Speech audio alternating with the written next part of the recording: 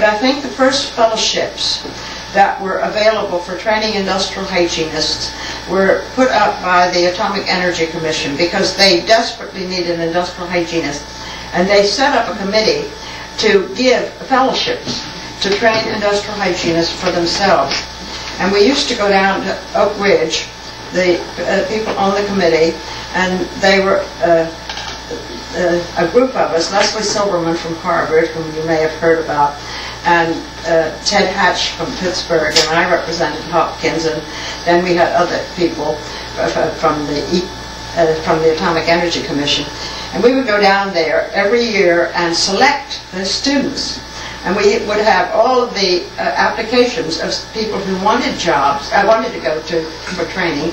They could only go to the University of Pittsburgh or Harvard, because that was considered the only two places that had good enough industrial hygiene training to match the EPA's demands.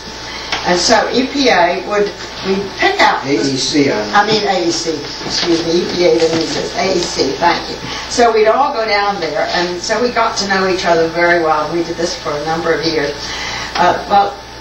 One year we went down, and the Tennessee Valley people, a section of the American Industrial Hygiene Association, used to invite us to come to they'd have a meeting the night that we were all there, and so we would all go.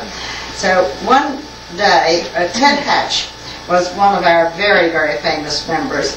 But Ted liked to talk, and he could always talk on a minute's notice, but he really enjoyed talking, and everything he said was well worth listening to. Everybody would just sit on the edge of their chair to listen to Ted. So one day we were all looking over these applications, and Ted left the room. Leslie Silverman said, Ted had said, we said, are you going to that meeting tonight to dinner, aren't you? And Ted said, oh, I didn't know we were going. Why, he said, I guess I'd done. And we said, well, we all got invited. And he said, well, I guess I never looked at my mail for the last 2 weeks, so I guess it was in there.